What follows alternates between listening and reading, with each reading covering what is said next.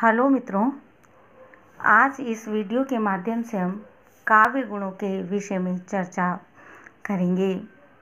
काव्य गुण क्या होते हैं, इसके पहले हमने जाना था काव्य किसे कहते हैं और उसी प्रसंग में जाना था रसात्मक रचना ही काव्य होती है।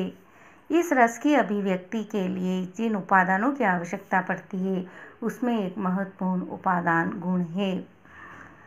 इस गुण के विषय में हम चर्चा करें उसके पहले मित्रों, आप लिंक को सब्सक्राइब कर घंटी बजा लीजिए ताकि आपको हमारे आगामी वीडियो सुगमता से प्राप्त होते रहें। तो मित्रों, देखते हैं काव्य गुण किसे कहते हैं। यदि मनुष्य में गुण नहीं हो तो उसे कोई पूछता नहीं। तो मित्रों, जैसे मानव में सुशीलता, धीरता, वीरता इत्यादि गुण होते हैं, उन्हीं से वह समाज में महत्व प्राप्त करता है, आदर व सम्मान का अधिकारी कहलाता है। वैसे ही काव्य के भी गुण होते हैं जिनसे काव्य रस सिद्ध व हृदय स्पर्शी बनता है। इसीलिए किसी भी काव्य में रस का उत्कर्ष करने वाली विशेषताएं ही उसकी गुण कहलाती हैं। ये गुण कितने प्रकार के होते हैं? वैसे तो गुण 10 प्रकार के माने गए हैं, परंतु मूल रूप से 3 गुणों की ही चर्चा की जाती है और उन 3 गुणों के विषय में ही हम यहाँ पर चर्चा करेंगे। गुण 3 प्रकार के होते हैं: प्रसाद, ओज और माधुर्य। ये प्रसाद, ओज और माधुर्य क्या है, इनकी विशेषताओं के आधार पर हम इन्हें समझने का प्रयास करेंगे। सर्वप्रथम हम बात करते हैं प्रसाद गुण की। जिस काव्य को पढ़ते ही उसका अर्थ स्पष्ट हो जाए वह प्रसाद गुण कहलाता है। प्रसाद गुण से काव्य का अर्थ तुरंत स्पष्ट हो जाता है। इसे हम एक उदाहरण के माध्यम से समझने का प्रयास करेंगे। देखी सुदामा की दीन दशा, करुणा करके करुणानिधि रोए, पानी परात को हाथ छुयो नहीं, नैनन के जल से पग धोए। जैसे ही हम इसे पढ़ते हैं हमारे हृदय में इसका अर्थ स्पष्ट हो जाता है।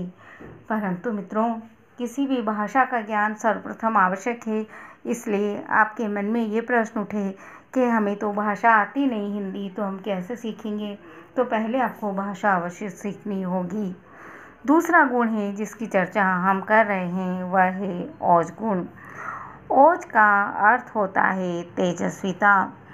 इस गुण के कारण मन में उत्साह, उत्तेजना या तेजस्विता उत्पन्न होती है। अतः हृदय को वीरता के भाव से भर देने वाले संयुक्त द्वित वर्णों, कठोर वर्णों से युक्त रचना ओज गुण वाली रचना मानी जाती है। इसका संबंध वीर, रौद्र, वीभत्स रस से होता है। इसे भी हम एक उदाहरण के माध्यम से समझने का प्रयास करेंगे। फिर हम प्रसाद और ओज के दोनों के उदाहरण एक साथ पढ़कर देखेंगे तो आपको स्वतः ही पता चल जाएगा दोनों में कितना अंतर है। तो मित्रों, इसका उदाहरण देखते हैं हम। बड़ो करो वीर, स्वजाति का भला, दोनों अपार, दोनों विधि लाभ है हमें, किया स्व कर्तव्य, उबार जो लिया, सुकीर्ति पाई यदि भस्म हो गए। एक उत्साह का संचार करने का प्रयास इसमें किया जा रहा है, जबकि ऐसी कोई भावना प्रसाद गुण के अंदर दिखलाई नहीं दी थी। अगला गुण है मित्रों माधुर्य गुण। माधुर्य काव्य का वह गुण है जो चित्त को पिघलाकर प्रसन्नता से भरकर उसे आह्लादित कर देता है। माधुर्य अर्थात मिठास। ऐसी रचना के पठन से मन में आनंद, उल्लास उत्पन्न होता है। श्रृंगार, करुण, शांत रसों से संबंधित ऐसी रचना में समास या तो नहीं होते या होते हैं तो बहुत छोटे छोटे होते हैं। इसमें ट, ठ, ड, ढ, ण ध्वनियों का प्रयोग बिल्कुल नहीं होता। इसका एक उदाहरण देखते हैं। मंद मंद मुरली बजावत अधर धरे, मंद मंद निक्स्यो मुकुंद मधुबनते। कैसी मधुर मधुर ध्वनि है, मंद मंद ध्वनि है, बिल्कुल कोमल कोमल ध्वनि है। तो मित्रों, ये था माधुर्य गुण।